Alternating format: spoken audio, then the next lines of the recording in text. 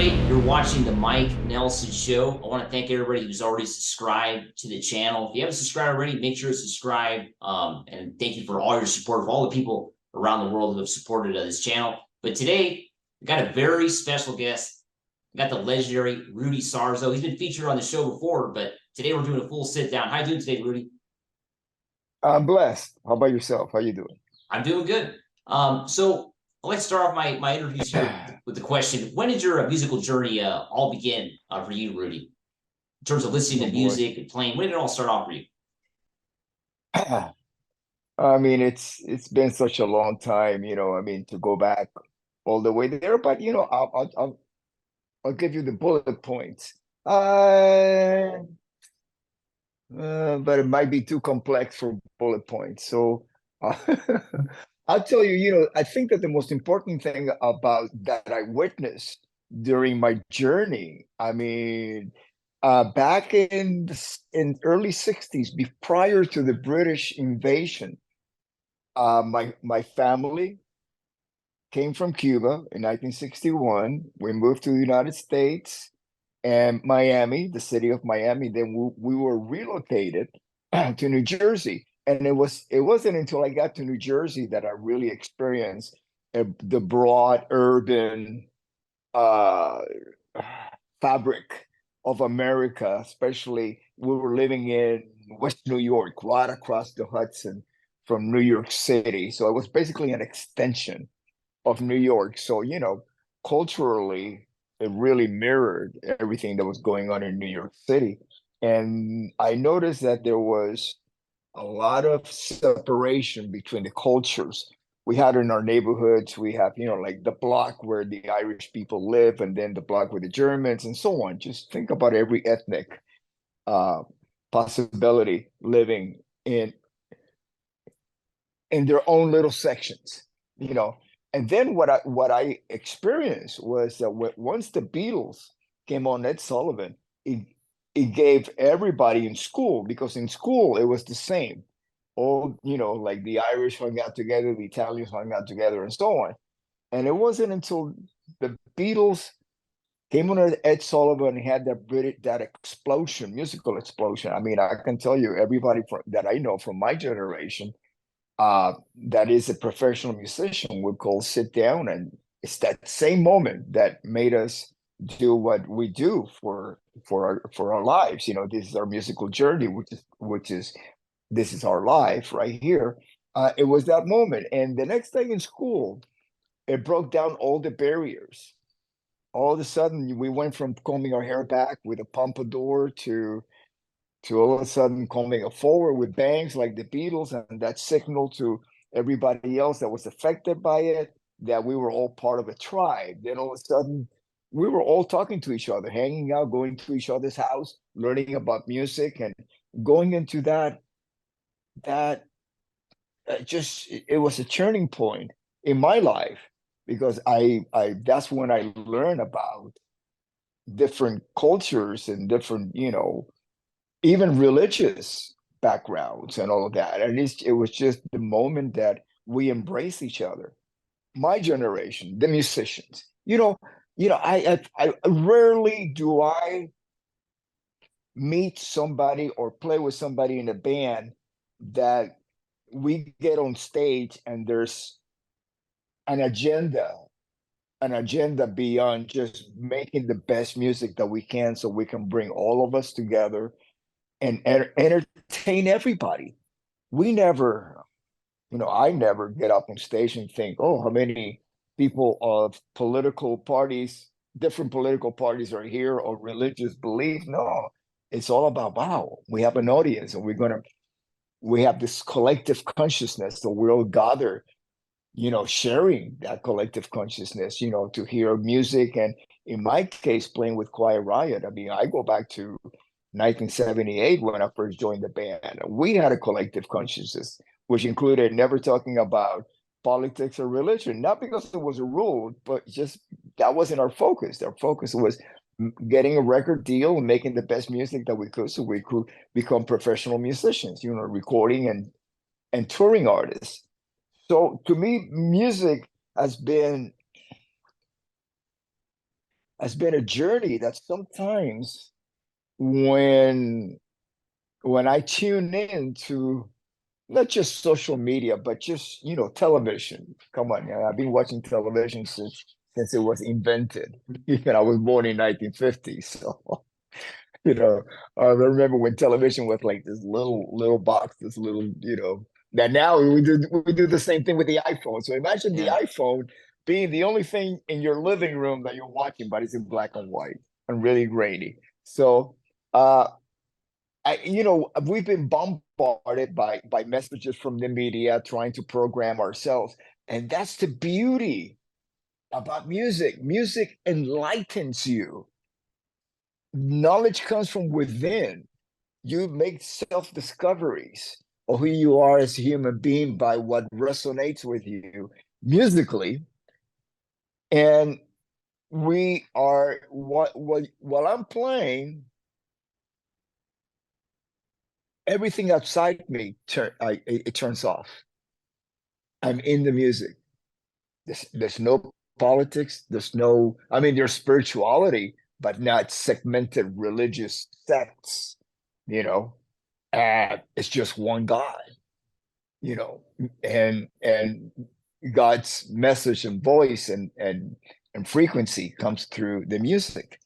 I mean, I've been studying quantum physics since the lockdown. I wanted to like really explore what I do. I went out looking for the healing qualities of music because I've seen in the different bands that I played in, people of different age groups being affected differently by the message and the soundtrack to the message, which is the actual music. You have the lyrics and you have the music. The lyric to me is the script, and then you have the soundtrack to the movie, which is the frequencies of the music. And and it's like, okay, some of them are affected completely different from others, other bands, the audience, and some of them are just spiritual healing, you know and I can see it in the audience because I walk on stage and let's say I'm playing in a classic rock band from the 60s and 70s, and the audience is that demographic, and we come on and it takes them a little while to get up and going, and by the end of the set they look and they behave 30 years younger at least than when we started the music, when we started playing. They got caught on into the frequency and the vibration of what was going on, and it just put them in touch again with their youth, and they are experiencing, and that's why they keep coming back. It's like a time machine. It takes you back and makes you feel young again. Uh, so my musical journey is it's a work in progress. Is I seek enlightenment, which means information from within that we can all access. Sometimes it just takes looking at the same subject from a different perspective. People talk about 360 degrees. Well, within those 360 degrees, between degree 1 and 2, there's other 360 degrees in there. There's more degrees. I mean, you keep breaking them down. It's like fractals. You keep splitting them, and there's no ending to it. So yeah, and people say, "Oh yeah, look above." Well, really, above is just where you happen to be. 24 hours later, you're going to be in a whole different above. You know what I mean? So, Yeah. we keep rotating, our axis keeps shifting on the planet. That's why, we get different climates throughout the gazillion years that the planet's been around, has been going through changes in climate. Just because the axis pivots, it just shifts. We're not spinning like this. We're kind of like wobbly, Yeah. you know, and that creates shifts. And I know because I tour, and I know in this cycle that we're in right now, it's going to be a cold outdoor festival season. Yeah. Summer season. I know Yeah. because I was through this 30 years ago. with Whitesnake in 1990, around, so it's around 30 years ago, 32 years ago. Uh, so I know how to prepare myself for that. And last year it was sweltering, but then Yeah. again, we shift. So so this is my musical journey. It's more about an enlightenment than just about anything else, because I seek the truth through music. Now let's go back a little bit to your childhood. You emigrated here to the U.S. when you were very young. What were some of the challenges you think you faced? With the learning the language and just everything. Your whole life, changed completely 360. Coming out here to the United States. How was that?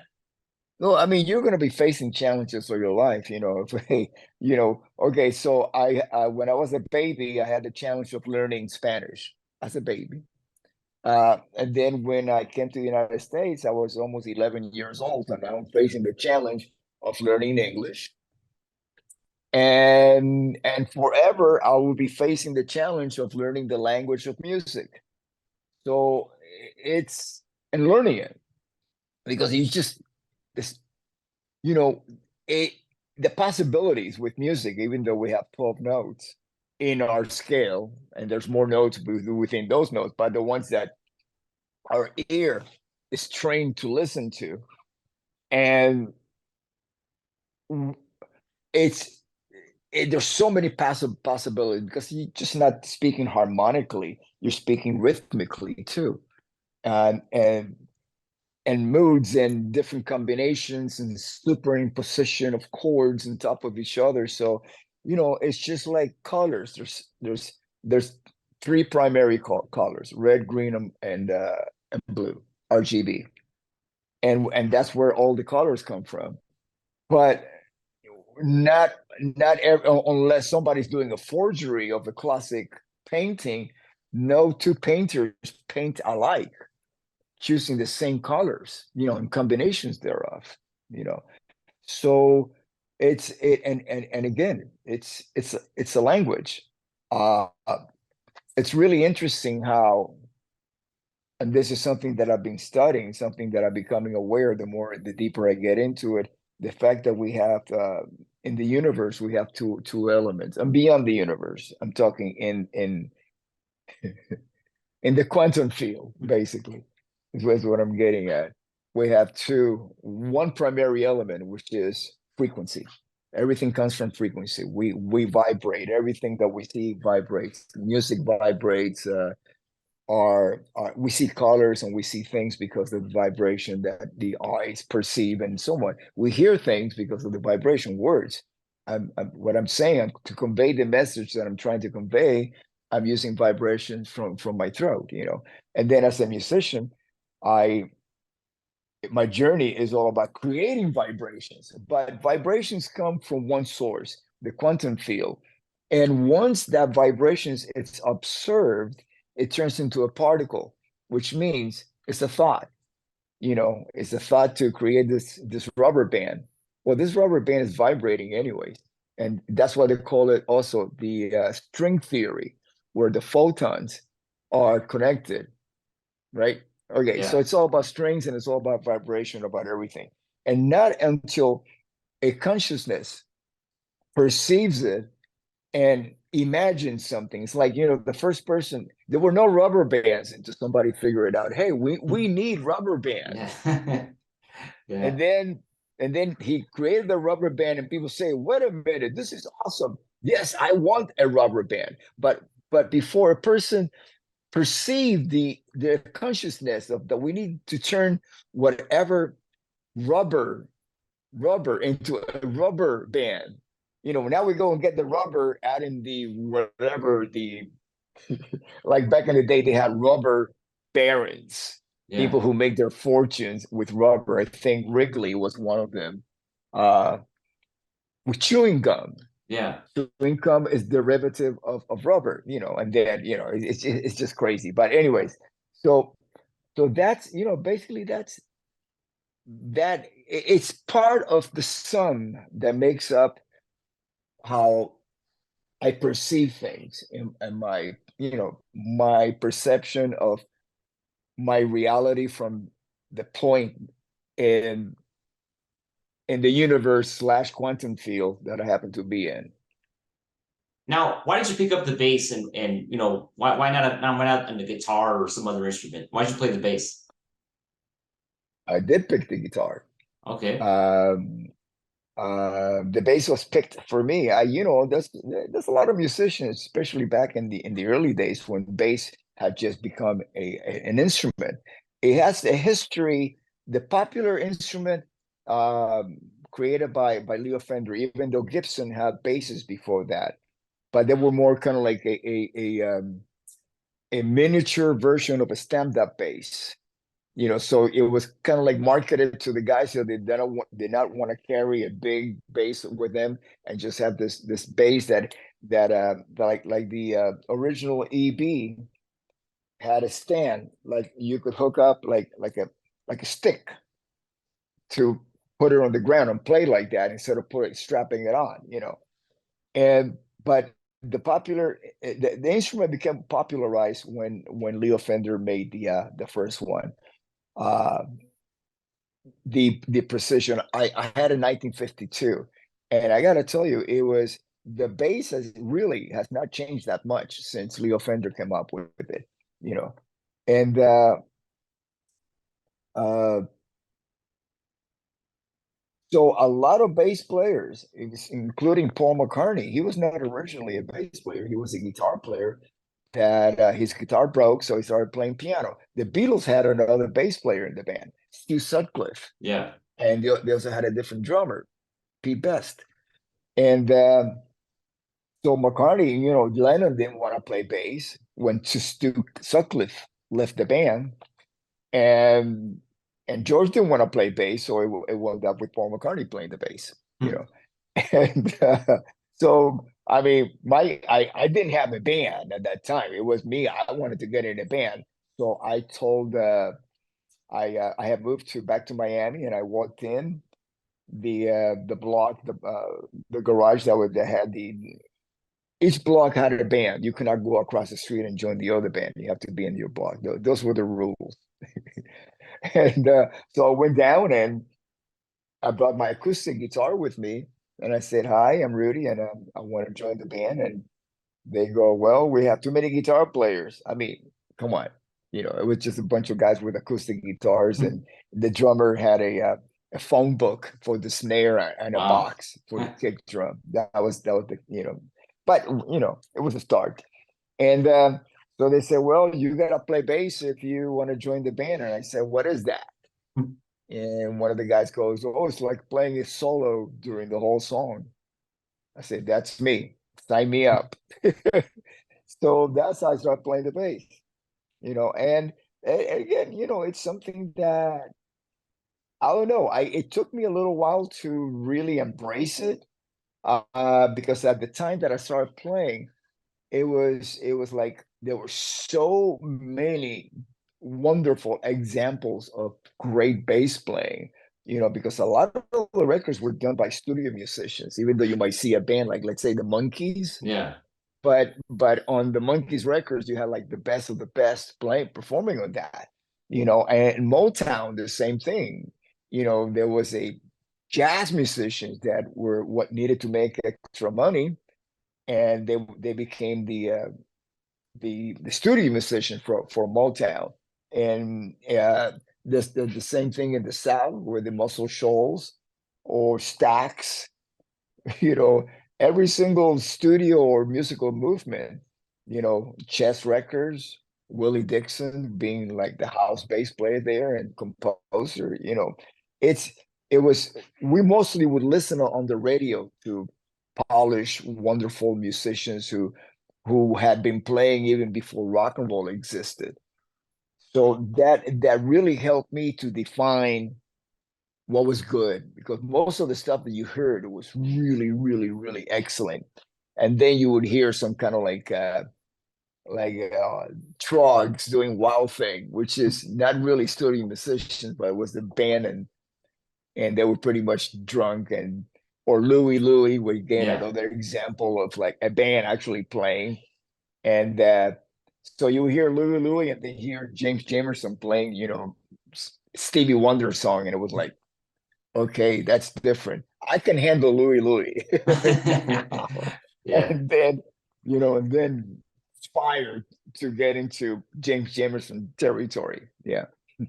Now let's fast forward a little bit to how you joined Quiet Riot. This is what 1978 when you joined. Can you talk to me a little bit about the story of how you joined Quiet Riot? Yeah. Um, I had seen the band perform at the Starwood the year before, and I had just moved back to LA. This was my second trip back. Every time I left, I was to go out and make some money in a top 40 band and then come back. And and so 1977, I saw Quiet Riot. I walked into the Starwood and I saw them play. And I was really impressed. They had it together. They looked more like an arena band, a band that was ready to play arenas conceptually. Their perception was very together, and of course, the focus of the band was Randy Rhoads, and I was really impressed. So when I saw Kevin hanging, walking around the club after their show, Kevin DeBro, the singer, I uh, I approached him and like I've done with many bands, and anytime somebody impresses me, I say, hey, you know, you guys got it. Keep doing it. Because you just lose sight of what you're doing sometimes if and you're just knocking your head against the wall. And it's good to have somebody get it and tell you, hey, you know, keep going. And basically that's what I told Kevin. I had told him that I had been touring all over the United States and you guys really got it together and just keep going. You're almost there. And so about a year later, they were looking for a bass player, and I had been in New Jersey with my brother's band, uh, Lounge Act, just getting some money together to return to LA to give it another shot. And like a couple of days before I was ready to leave, I get a call from Kevin saying, "Hey, man, everybody tells me that you're the guy that we're looking for, and can you come down or audition?" I said, "Yeah, I'll be there next week. I'll give you a call." And I went down, I auditioned, got the gig, and that was basically it. And I was there until that version of the band broke up in 1979 because Randy left to join Ozzy. But Kevin put his own band together, Dubrow, and I started playing with Dubrow on and off, and more on, especially when I moved with Kevin about 8 months before I joined Ozzy. Yeah, 8 months before, and then I started playing with Dubrow full time, and uh, and then I came back to what is known as the mental health version of the band. Yeah, in Now, did you ever think? 1982. Yeah. Now, when the band initially broke up there for when Randy joined Ozzy, did you ever think that the name Quiet Riot would ever come back? A few years later, did you think is this band done, or what did you think about that? Well, what happened was that Kevin asked Randy and me for our blessings for him eventually, once the band got signed, to name it Quiet Riot again. And we Mm. said, yeah. So we were aware that at some point, Kevin, if he ever got signed, was going to use the name. Now, fast forward, of course, a few years later, you ended up, of course, playing with Ozzy Osbourne.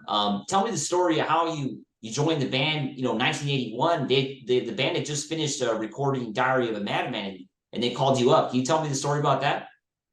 Yeah, pretty much to me joining Quiet Riot. They were looking for a bass player, and Randy uh, recommended me. I was the only bass player that Randy mentioned. Hey, you should get Rudy.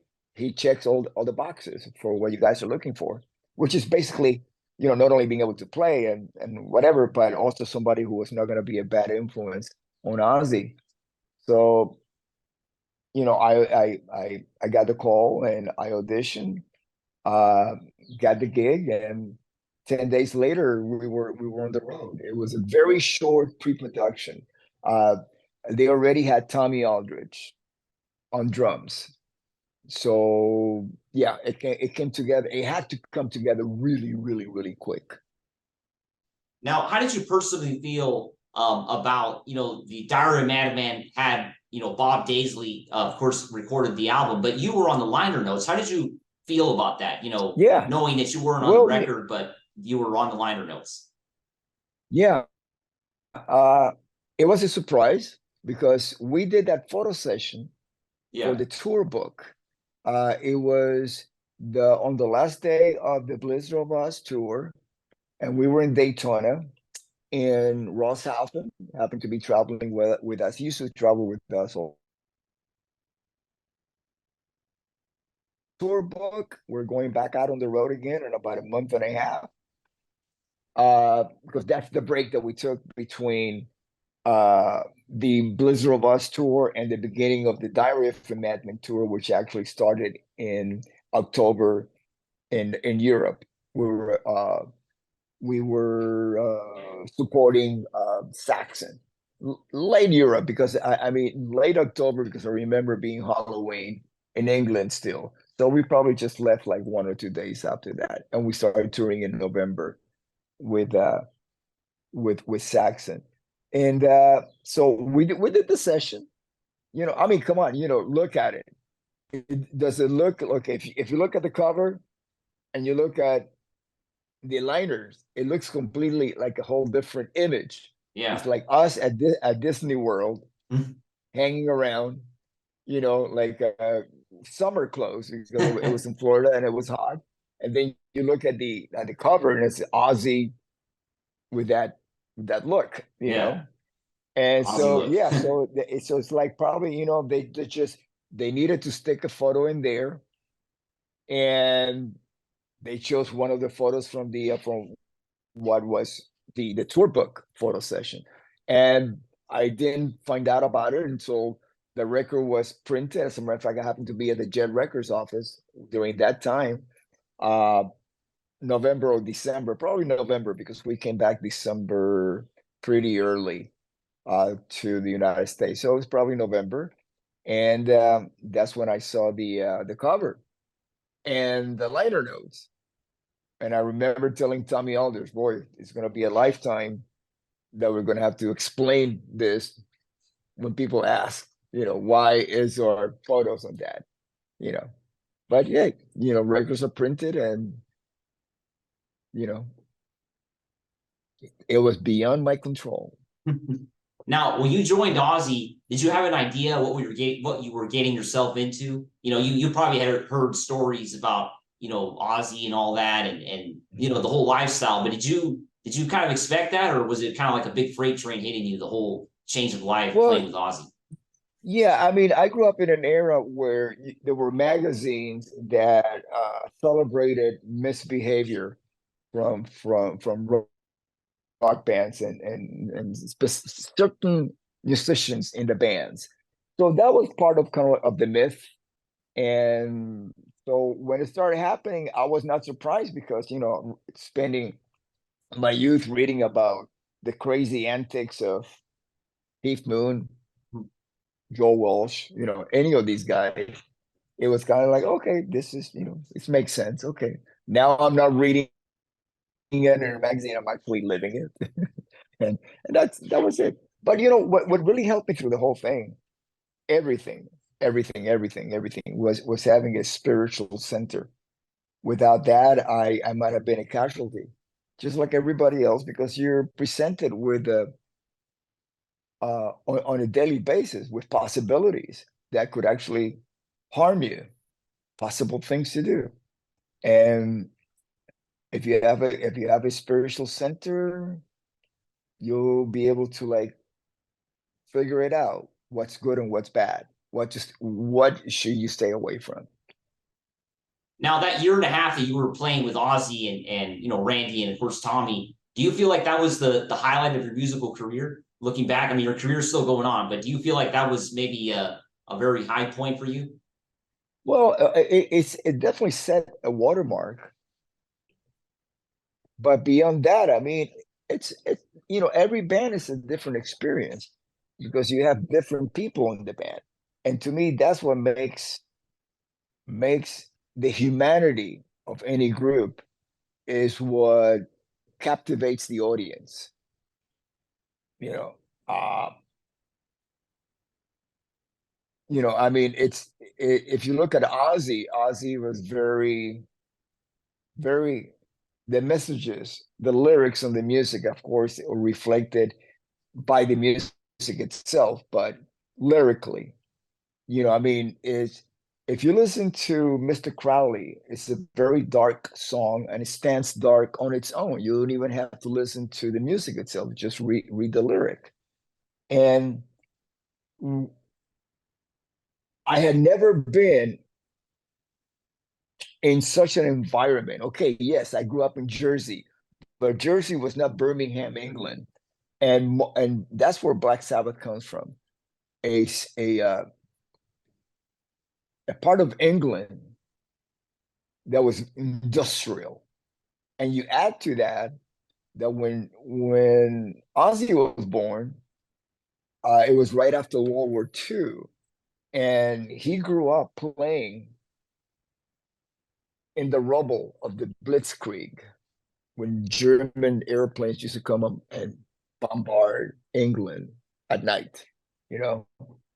And it took England a long time to recuperate from that period. Uh, you know, rebuild, rebuild the country. It didn't happen overnight. So living in an industrial environment surrounded by rubble is what really created that really dark lyrics, dark music. Whereas I mean, yes, I spent some time in New Jersey, but there was no rubble, and it was the United States, about what in the 60s. So we're talking, you know, over a decade after World War II. Yeah, almost 2 decades after World War II. And so it was a whole very optimistic point of view. And then if you add me growing up in Florida, which is very sunny and going to the beach all the time, it was a whole different consciousness that Randy and I had from Ozzy, you know. So you have to like really understand where the music is coming from so you can actually accept it and in a way embrace it, but not necessarily the lifestyle. Just embrace and be aware of its own consciousness because it means a lot to the people that create it. This is their art form. It's like you look at a painting and somebody took what resonated with them and put it on the canvas for everybody to share and look at it, and no matter how bleak the painting might be, I respect it because this is coming from somebody's soul, from their inner depths. Now, do you think Randy Rhoads was maybe the greatest musician you've ever shared the stage with? Yeah, because it was, see, Randy, to actually figure out Randy or to actually give him it, kind of like analyze him today doesn't it, to me it's not fair because he passed away so young, and I am aware from playing with him in the band and being with him all that time of where he was at when he passed away. But there's some bootlegs out there that you can hear him playing closer to when he passed because those records were made back in 80 81 and he passed away in 82, and he had grown so much musically we would do that every single day, uh, that it wasn't fair to measure Randy's talent by what you hear in those records, so understanding Randy like I do because I got to play with him in Choir Riot before he joined Ozzy, so I know that version of Randy. And I got to teach at his family school, so I got to watch him and learn how to teach from him. And then the metamorphosis into becoming a Rock and Roll Hall of Fame uh, inductee. I mean, there's not this. I cannot think of many guitar players that are actually inducted into the Rock and Roll Hall of Fame by themselves. Not even the band, and Randy's one of them. So taking all of that into consideration, yeah. And because I had never played with a musician since that has so much musical integrity as Randy did, and mainly because he was born into a musical environment. His mom and dad, music professors, they opened up a school which still stands called Musonia, is in Los Angeles and in North Hollywood. And it was all about music with Randy. We never talked about religion, politics, girls, anything. It was just like music, always. And I have never witnessed that integrity before that. And that integrity was at the core of the choir riot that I play in with him. Uh, just that focus. He would teach for about 8 hours at least a day. Then he would go over to rehearsal with the band, and then he will do it every single day. And then on the weekends, we would play. We would do shows whenever. Uh, and so there was so much dedication and focus into his, not even a craft art, it's him.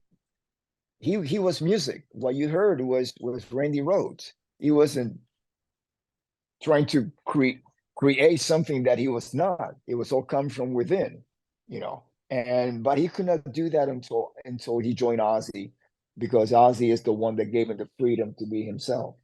I asked him how did you go from playing in Quiet Riot, playing the songs, like we're gonna have a riot and whatever, to like Mr. Crowley. And he says, well, I asked Ozzy, what do you want me to write? And Ozzy said, just be yourself. And and see, I used to hear him play classical music, but at school when he was teaching, in between students coming in, he would pick up the acoustic. He had been playing acoustic guitar before he started playing electric. So he had a dense musical background, harmony theory, composition, playing classical, all of that he was able to apply outside of Quiet Riot when he joined Ozzy. Now, you were unfortunately present for his tragic death. How did that affect you? And is that something that you never really get over? I mean, how do you move on from that? Well, you don't. You just learn how to live with it. And it's an everyday experience because sometimes it just comes back, and I come to the realization that me dwelling over Randy's death is not going to bring him back. So what do? I celebrate. Every night that I stand up on stage with Quiet Riot, it's a perfect example, because that's the reason why I'm back in the band, to celebrate the memory. I mean, that was the reason why I went back with Quiet Riot in 1982. After Randy passed away, I I lost the joy of making music, you know. And I right before I was leaving LA to go and record Speak of the Devil live at the Ritz in New York with Ozzy and Brad Gillis and Tommy, I get a call from Kevin and say, "Hey, we're in the studio for a possible record deal. We're making some demos, and how would you like to come down and play on Thunderbird?" Who that song I used to play with Kevin and Dubrow. He wrote that song when Randy left the band to join Ozzy, and then after Randy passed away, he changed the words to the last verse to reflect Randy's passing. And so I said, sure. And I went down to the studio. Not only is there Kevin, who I had been playing with him since the Randy version of Quiet Riot and Dubrow, living with him. There was Frankie Benelli, who I have been struggling with Frankie for 10 years since we met in 1972 on my birthday, November 18, 1972. We started playing together in Florida. And then disco came in. We left. We moved to Chicago, started playing the whole circuit in the Midwest. 1977, we moved to LA, and we struggled to keep it together and to find a band and a situation where we get a record deal. Fast forward to 1982. Finally, 10 years later, we're in the studio recording. So be together with, again, with my consciousness of the Quiet Riot family, because that was something that it permeated. Randy was a very stabilizing force within the Ozzy Osbourne circuit, the circle, or the family circle of the band. Very hard to penetrate. It was a circle that only a handful of people were part of it, and I was part of it. And of course, Randy and Ozzy and Sharon were right in the middle of that circle, and very stabilizing because of his demeanor, his dedication, his focus, everything that he brought to on stage every single night and off stage. And once that was gone, it became destabilized, right? And I got to tell you, the consciousness that Randy brought to all of that I experienced with him is what still, that's why I've been able to do this for over, I'm on my 42nd year of doing it, because I learned from that. He was a great mentor, teacher about sustaining a daily focus and integrity in your music every day. So when I went in to do just one song, we tracked it really quickly because I knew it. And then they say, "Hey, do you remember Slick Black Cadillac?" Now remember, I'm still a member of Ozzy at this time. I say, "Sure, okay, let's do it." So by the time I left the session, I had done like 4 songs already for about what became the Metal Health record. And just the fact that here I am in the studio with Frankie and Kevin, we share the same consciousness. We have been, we came from the same place, the Sunset Strip, and it just brought back the joy. It was as close as it was to Randy being there, but with not him being there, but still the spirit and the consciousness of it was there. If you look at the back of the Mental Health cover, it says dedicated to the memory of Randy Rhoads. That it doesn't get any clearer than that. He was the reason why we gathered together. And still 42 years later, or 40 years later, because this year we're celebrating 40 years of Metal Health, the release of the record. I do exactly the same thing.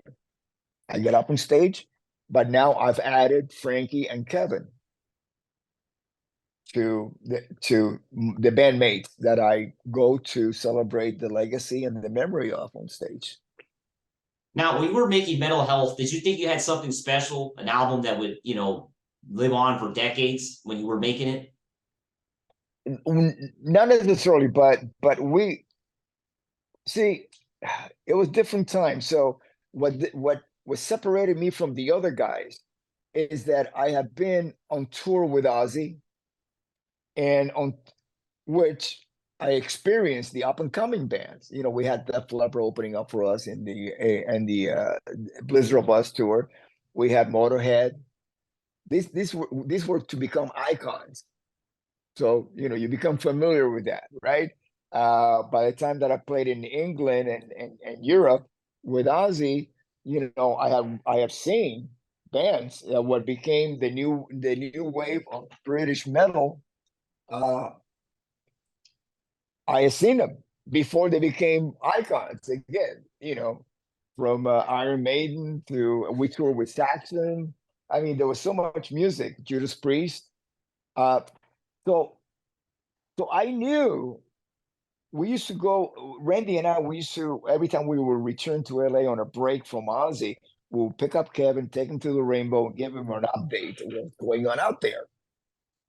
And we knew that there were certain parallels to what Kevin was doing with his band Dubrow that reflected on bands, especially like Def Leppard, were doing.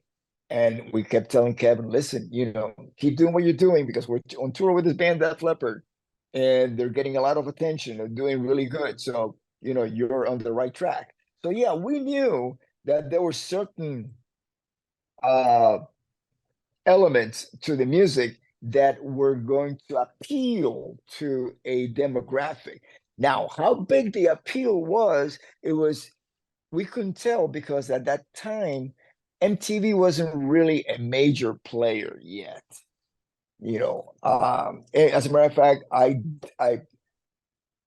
with Ozzy, we did the last show in the continental US for the Diary of a Madman tour was at Irvine in Los Angeles. It was called Irvine at the time. I don't know what it's called now. It's an amphitheater. And we did that and we videoed it, and it was premiered on MTV Halloween night of 1982. And that was kind of like a big deal because MTV was just coming out. They was trying to gain some homes because it just did not explode immediately. It took a bit for all the outlets to actually offer MTV that you had to pay extra for that.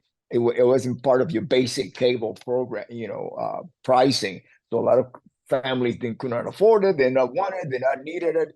So it took a while for MTV. But once MTV hit in 1983 when Mental Health was out, and of course, Thriller and the Def Leppard record about Pyromania, it really, really helped. And what was considered a hit to go gold, now it was multi platinum. And we became beneficiaries from that. Quiet Riot. Now, May 29th, 1983 is going to be 5 days from now. 40 years ago, Quiet Riot played at the US Festival. Can you tell me a little bit about that festival and its importance to musical history? Yeah, I mean, I can't tell you a little. There's a lot to be said.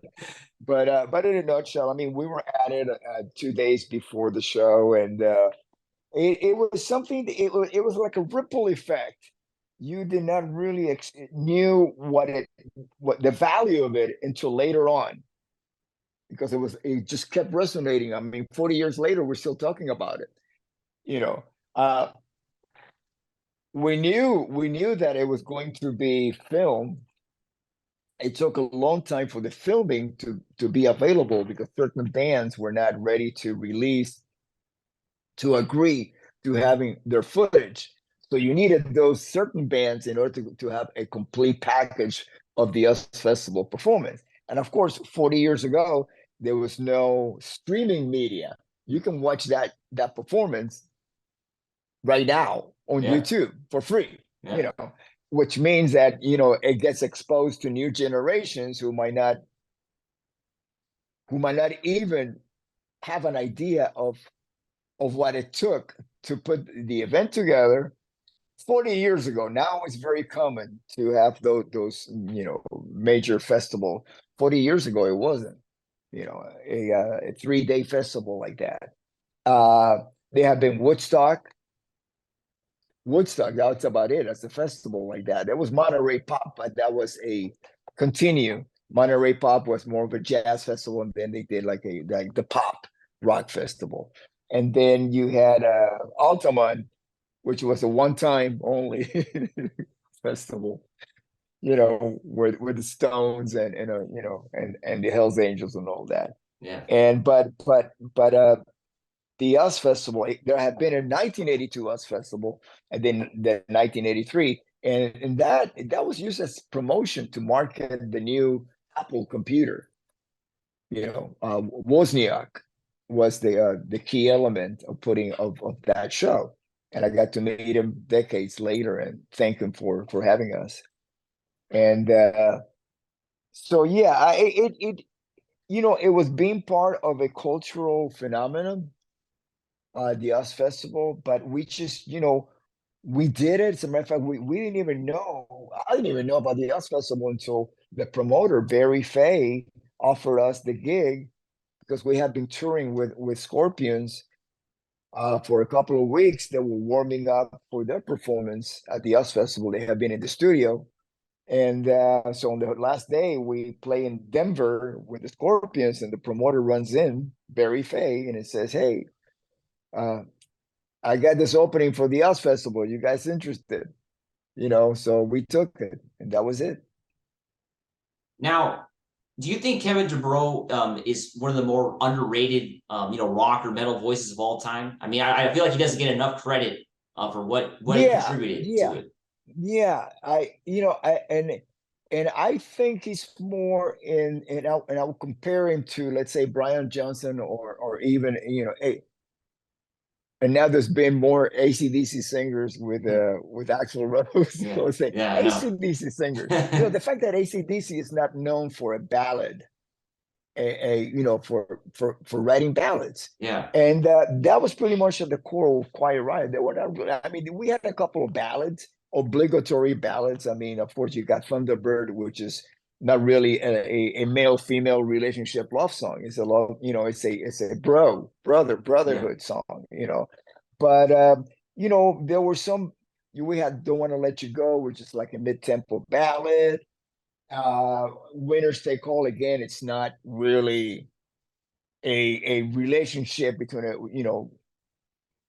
man, woman, whatever nowadays. It was kind of like We Are the Champions, Winners Take All, like that. And so it was not really a well-known ballad singer.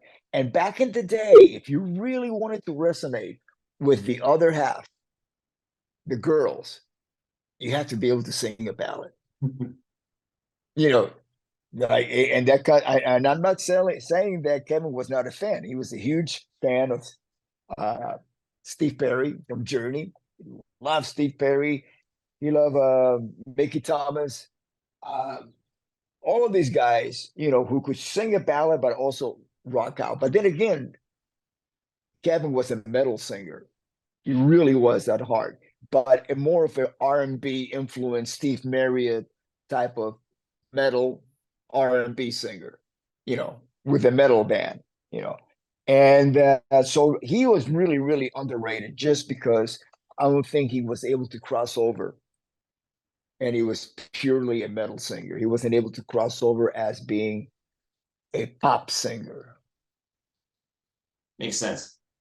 Now, you stayed with Quiet Riot during that time for a couple albums. What happened after that? Why did you leave the band, or what transpired during the 80s? Oh, personal differences, conflicts. Okay. Now, how was your time in Whitesnake? Uh, it was great. You know what? This is getting a little long Okay, because I a have, couple questions here. That's fine. Yeah, we'll wrap it up yeah, here with a couple questions here. So, yeah. But you know what? I'd just rather keep it with Quiet Riot, because if I go into other bands, then it gets, okay, yeah. yeah, we'll keep it to Quiet Riot. So now, 40 years later, you're doing the mental health tour with Quiet Riot. How has that been going? Oh, it's been going great. I mean, the guys that I'm playing with in Quiet Riot today, they were picked by those before me, before I joined the band. Alex Grossi, our guitar player, has been in the band for over 20 years now, and he was picked by Kevin and groomed by Kevin. Jizzy uh, was picked by Frankie Benali, and he's been in the band for a while, 5, 7 years now. Uh, and then Johnny Kelly was picked by Frankie when Frankie could not go on tour anymore due to him taking chemotherapy and being affected by cancer. Uh, so they have been playing for a little bit, for a while, together before I joined the band. So it was just a matter of me getting back in touch with 100% of who I am as a member of Quiet Riot, which means taking me back to 1978. Yeah, when I go on stage, I don't even think about the 80s. I think about the original consciousness of the band. Uh, because, in 1978, this is before Mental Health and before Randy joined Ozzy. And we were in the middle of the new wave punk uh, revolution, and it was becoming harder and harder for us to get gigs locally with Quiet Riot because of the music that we did. And the audience had shifted. They were paying more attention to the new music. So we went from playing, bigger places like the Starwood to playing really smaller clubs, very small. with even smaller audience. And but again, still the passion was exactly the same. We would go on stage there and play and just kick ass, and it didn't matter. So it took a little bit this past year, 2022, to reestablish the band. We did a lot of opening spots, and it didn't matter whether we were opening in the middle or we were like very begin. The opener. If we were in the middle, special guest, or we were headlining some shows that we did. We just went out there and be yourself. Just be the quiet riot. Individually, everybody finding who they are within the band. Because I'm one of those guys that I never tell people what to do. I mean, I might give my opinion of sound, but as far as their performance and who you want to be on stage, because I know what it's like to be in what is considered other people's bands. And the first thing that I wanted to convey to the guys when I came back was that, hey, this is our band. Our band. Be yourself. Have fun. Uh, and it's wonderful. It's wonderful to go out there, and I have so much respect and admiration, and I love my Quiet Riot brothers. And the fact that we're able to go out there and with dignity celebrate the legacy of the band and the memory of Randy, Frankie, and Kevin. I couldn't ask for anything more. Now, recently you played here in Watertown, South Dakota, not too far away from right here in Montevideo, Minnesota. So I know some of the Bigfoot listeners were at this show. You talked to me a little bit about playing in this area a couple weeks ago.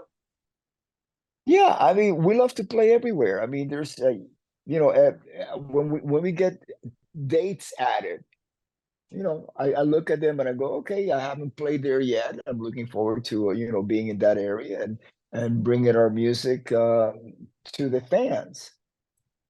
It was great. Last question especially here. Watertown has a great new little airport. Oh, okay. Watertown, yeah, that services Denver Connect Airlines. And if anybody out there needs to fly out of Watertown, just take that airline. You don't have to drive all the way down to what's this, Sioux Falls. Yeah, Sioux Falls, yeah. just yes, right there in the middle of your town. Great airport, great airline. Yeah. Last question here. Any advice for young bass players out there? Oh, playing any instrument, music is a calling. It's an art form. Just advice. I mean, I mean, if you're asking me to share to somebody, at this level, 42 years of experience in a couple of sentences, it's not fair for me. It's not fair for anybody who's going to be watching, because they're not going to get the full story. But what I would say is, find yourself with the instrument, which is, it's not just about absorbing knowledge. Yes, you need that. It's like learning a language. You need to learn the words in the language so you can actually express yourself. That's why you're learning it, not to mimic what everybody else is saying, but to actually use those words and put them into an expression that is true to yourself, whether you're asking a question or where you're delivering an answer. And that's all it is. Music is just a language. Use it. All right. I want to thank you, Rudy, for your time. It was great talking to you today. You too, Mike. Thanks for watching, everybody. You too. Bye-bye.